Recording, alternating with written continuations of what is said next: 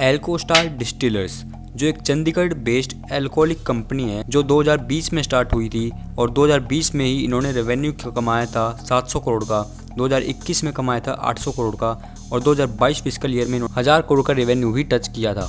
इनके ओनर का नाम है अरुणदीप सिंगला, जिनका ना ही कोई बिजनेस से बैकग्राउंड था और नॉन एंटरप्रेन्योर फैमिली से आते थे। इनके फादर प्रोफेसर थे और इनकी मदर हाउस वाइफ थी। 2010 में इन्होंने रॉक एंड स्टोन डिस्टिलर्स नाम से एक अल्कोहलिक बेवरेज कंपनी खोली, जो बाद में इन्होंने अपने पार्टनर को सोल्ड भी कर दी थी। उससे पहले ये ऑस्ट्रेलिया में गए थे अपनी मास्टर की डिग्री पूरी करने, वो भी फाइनेंस सेक्टर में। वहाँ पे इन्हें दिखा कि वहाँ पे लोकल ब्रूअरीज और पब सीन्स काफ़ी ज़्यादा होते हैं ऑस्ट्रेलिया में और उनका काम भी काफ़ी बढ़िया चल रहा था ऑस्ट्रेलिया में। तो यही चीज़ देख के वो काफ़ी ज़्यादा इंस्पायर हुए और वो चाहते थे कि ये सेम चीज़ वो इंडिया में कर सकें। एक्चुअली वो चाहते थे एल्को बेवरेज कंपनी खोलना, वो भी इंडिया में। एल्कोहल को बुरा माना जाता है इंडिया में, आप सब लोग जानते हो, पर वो एक बेवरेज की तरह बिके, ऐसा वो चाहते थे। क्योंकि इन्होंने ऑस्ट्रेलिया में देखा, काफ़ी सक्सेसफुल बिजनेस है और उस टाइम पे इंडिया में ये बिजनेस कोई भी नहीं कर रहा था। और एल्को बेवरेज कंपनी, बेवरेज में ये आ गया, जैसे कोल्ड ड्रिंक्स होगी, Mountain Dew, Pepsi, Coca Cola, Limca, इन जैसा ये एक अलग सेगमेंट बनाना चाहते थे जिसमें थोड़ी अल्कोहल की क्वांटिटी कम हो, थोड़ी लाइट हो, जैसे बियर टाइप जैसी होती है। फिर कुछ सालों बाद इन्होंने 2016 में द ब्रू एस्टेट नाम से एक कंपनी खोली, जो कि चंडीगढ़ में पहली माइक्रो ब्रूअरी थी। माइक्रो ब्रूअरी मतलब जो छोटे लेवल पे अल्कोहल या वाइन वगैरह बनाते हैं, ऑन डिमांड बनाते हैं, या फिर ज़्यादातर जो लेस अल्कोहलिक होती है, जैसे बियर टाइप, जैसे मैंने आपको बताया था। बेंगलोर में तो काफ़ी ज़्यादा चलती है माइक्रो ब्रूअरीज, पहले भी चलती थी और आज भी चलती है, पर चंडीगढ़ में इन्होंने पहली बार खोला था। और 2020 में इन्होंने एस्टेब्लिश किया एल्को स्टार ग्रुप, जो कि parent company the Brew Estate की, जिसके 12 माइक्रो ब्रूअरीज आउटलेट्स थे 4 स्टेट्स में, पंजाब, दिल्ली, उत्तराखंड, हिमाचल प्रदेश। अरुणदीप ने अपना एम बना लिया था कि ये India largest micro brewery chain बनाएंगे अपनी कंपनी को, और भी ज़्यादा से ज़्यादा पब्स भी खोलेंगे आने वाले समय में। पब्स का कल्चर इन्होंने ऑस्ट्रेलिया में देखा था, वहाँ ये काफ़ी ज़्यादा चलता था और इन्होंने यहाँ पे लाने की कोशिश की इंडिया में, और वो भी काफ़ी ज़्यादा सक्सेसफुल रहा। जब ही आपने कभी कभी सुना होगा कि पंजाब, चंडीगढ़ साइड काफ़ी ज़्यादा पब, डिस्को, क्लब्स वगैरह चलते हैं, और ये ट्रेंड फिर सारे में फैलता गया इंडिया में, दिल्ली में, जो जहाँ पे भी नहीं था ये ट्रेंड वहाँ आता गया। एल्कोहल, वाइन, ब्रूअरी से रिलेटेड जितने भी बिजनेस कर सकते थे वो इन्होंने पूरे कोशिश की करने की।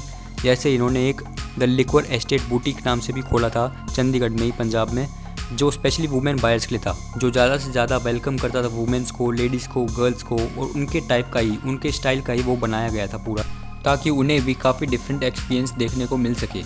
और कोविड के टाइम पे काफ़ी ज़्यादा कम हो गई थी बियर इंडस्ट्री, पर उसी टाइम वाइन और लिक्वर की डिमांड बढ़ती ही जा रही थी।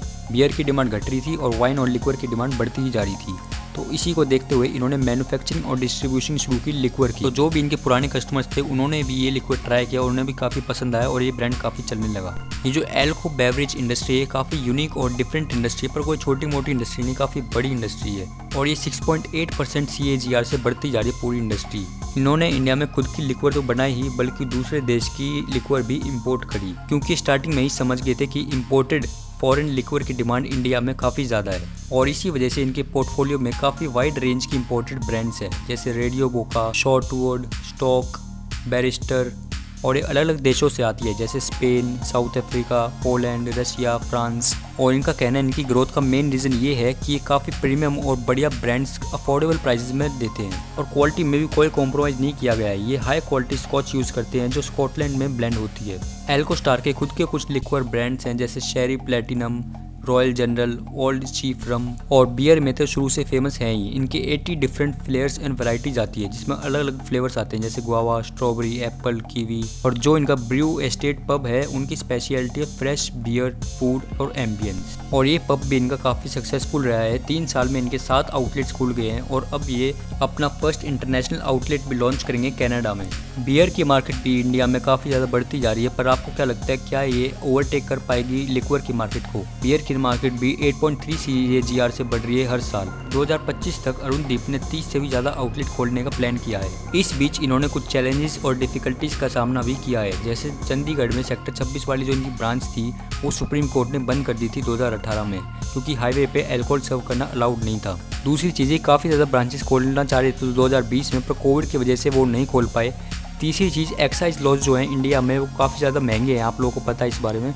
दूसरे देश से इंपोर्ट करवाने में काफ़ी ज़्यादा चार्जेस लग जाते हैं। पर एक चीज़ का फ़ायदा है, ये है कि गवर्नमेंट जो है वो माइक्रो ब्रूअरी इंडस्ट्री को सपोर्ट कर रही है, क्योंकि इससे अल्कोहल ड्रिंक्स में कुछ ना कुछ डिक्रीज़ आएगा। आपका क्या कहना है इस एल्को स्टार ग्रुप के बारे में, कमेंट सेक्शन में ज़रूर बताना।